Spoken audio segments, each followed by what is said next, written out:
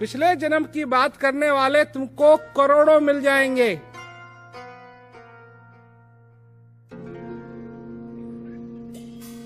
अगले जन्म की बात करने वाले तुमको करोड़ों मिल जाएंगे, पर इस जन्म की बात करने वाला तुमको कोई कोई मिलेगा जो इस जन्म की बात करे।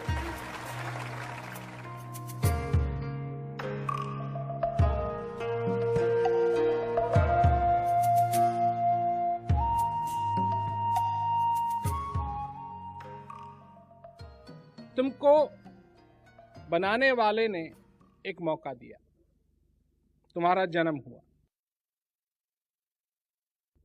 और एक दिन ये निश्चिंत बात है, इसमें चिंता करने की कोई बात नहीं है, एक दिन तुमको इस संसार से जाना है। अर्थात जब से तुम यहां आए, इस संसार के अंदर आए, और जब तक तुमको जाना है, तुम्हारे पास एक मौका है। अब इस मौके का फायदा उठाना है। नहीं तो ये मौका कैसा हुआ? इस संसार के अंदर अगर लोगों को देखा जाए तो वो इस बात को नहीं समझते हैं कि ये मौका है। वो ये समझते हैं कि मेरे साथ जो हो रहा है ये क्यों हो रहा है। दुख की बात। कोई ये नहीं कहता है कि अगर उसके पास ज्यादा पैसे हैं या वो बहुत ही अमीर है तो वो ये नहीं कहता है कि मैंने पिछले जन्म में क्या किया।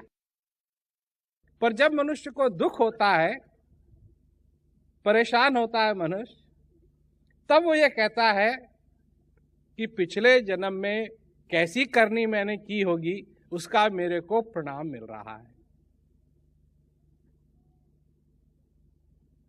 फिर सोचता है पिछले जन्म की बात, और पिछले जन्म की बात बताने वालों की संख्या कम नहीं है। एक से एक, एक से एक, एक से एक, एक से एक, एक से एक, कि पिछले जन्म में तुम ये थे, पिछले जन्म में तुम ये थे, पिछले जन्म में ये थे, पिछले जन्म में ये थे।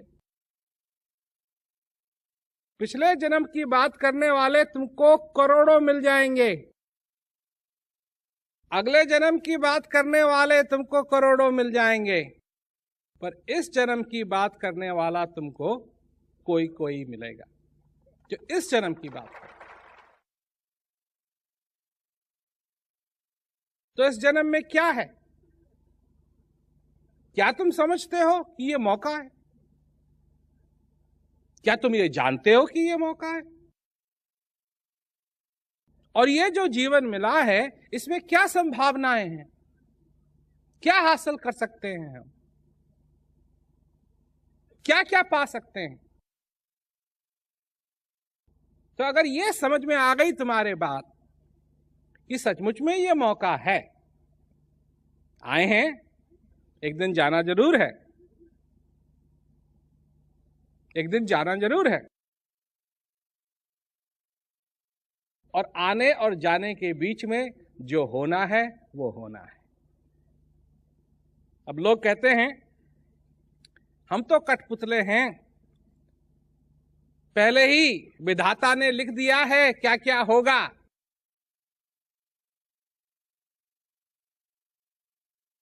जब विधाता ने लिख ही दिया है क्या क्या होगा, तो तुम हिलते डुलते क्यों हो? एक कुर्सी में बैठे रहो, इधर उधर क्यों जाते हो? पढ़ते क्यों हो? लिखते क्यों हो? हैं? घर में बैठे रहो। विधाता ने अगर लिखा हुआ है कि फला फला बस में तुम बैठ के दिल्ली से ग्वालियर जाओगे, तो अगर विधाता चाहेगा तो होगा, हम तो बैठे रहेंगे और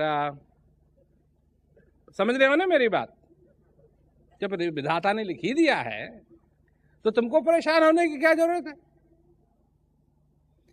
अगर विधाता ने लिख ही दिया है कि तुमको 3 टाइम की रोटी मिलेगी, तो ईठी में आग लगाने की क्या जरूरत है?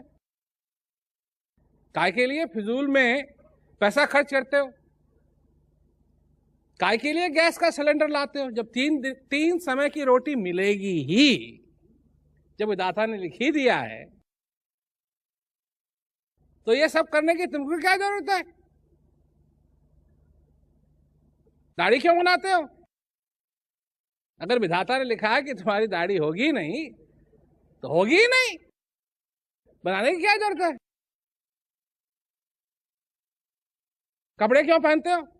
अगर विधाता ने लिखा हुआ है कि तुम कपड़े पहनोगे तो अपने आप आ जाएंगे, नंगे बैठे रहो घर में।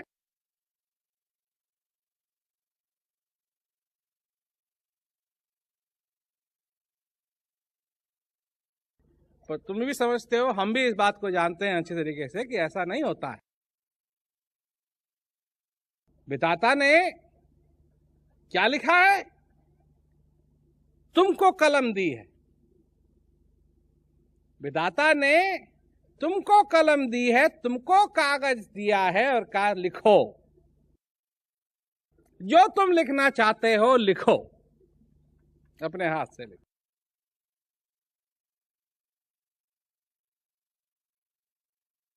मैं इस बात पे विश्वास करता हूं, मैं भगवान में विश्वास करता हूं, पर मेरा भगवान न पुरुष है न औरत है। मेरा भगवान लोगों को नरक की तरफ धक्के नहीं देता है।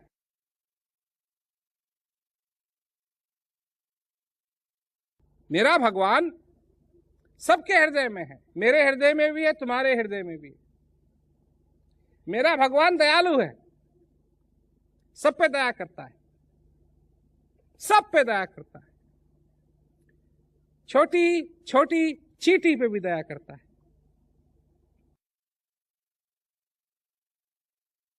छोटे छोटे कीड़े हैं उन पे भी दया करता है,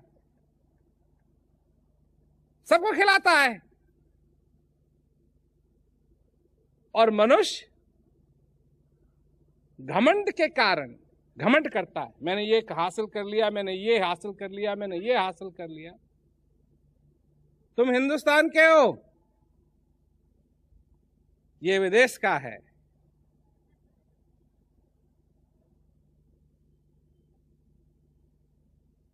कैसा देश, कैसा विदेश? सूरज के लिए कोई देश अंतर करता है? सूरज के लिए कोई देश अलग है? सब पे प्रकाश डालता है। जब बारिश होती है तो बारिश होती है, ये तो है नहीं कि यहां नहीं पड़ना है, जहां होगी होगी। ये भेदभाव कहां से आए?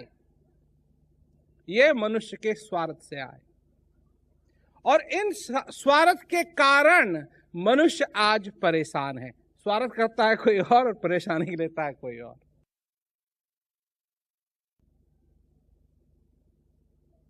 बीच में हम सब लोग इस माया की चक्की में फंस के पिस रहे हैं, पिस रहे हैं। खाने की कमी नहीं है, गेहूं की कमी नहीं है, चावल की कमी नहीं है, सब्जियों की कमी नहीं है, फलों की कमी नहीं है, नहीं है।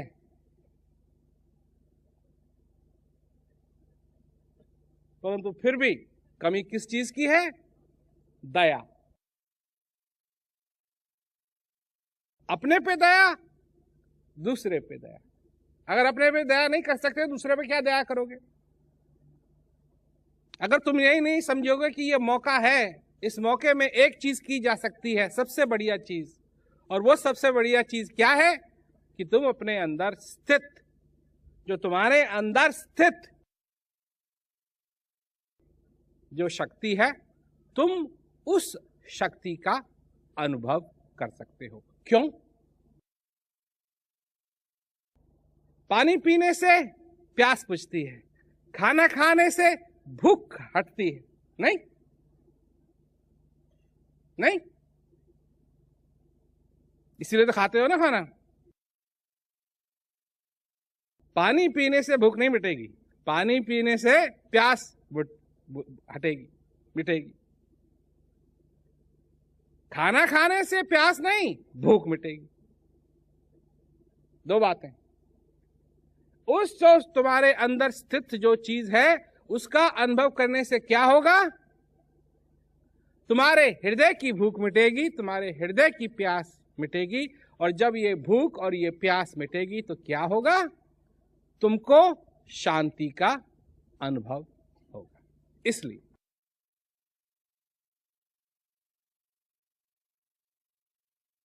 जब उस आनंद का, उस परमानंद का तुमको अनुभव होगा तब तुम समझ पाओगे कि ये मौका है। उससे पहले नहीं। उससे पहले तो लगे रहोगे, दुख क्यों हो रहा है, दर्द क्यों हो रहा है, ऐसा क्यों है, ऐसा क्यों है, ऐसा क्यों है, ऐसा क्यों है, ऐसा क्यों है, ऐसा क्यों है। क्योंकि माया है क्या? है क्या माया?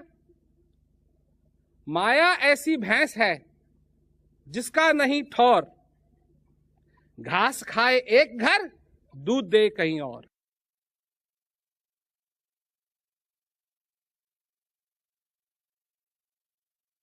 यह है माया। तुम्हारी खूंटी से नहीं बंधी रहेगी, कभी कहीं जाएगी, कभी कहीं जाएगी, कभी कहीं जाएगी, कभी तुम उसके पीछे पीछे भागते फिरे हो। घास खिलाओ तुम और दूध दे कहीं और। यही है। ध्यान जहां जाना चाहिए वहां जाना चाहिए।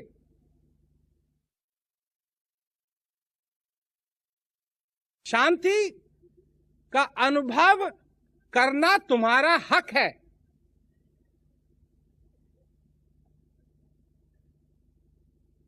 शांति का अनुभव करना तुम्हारा हक है।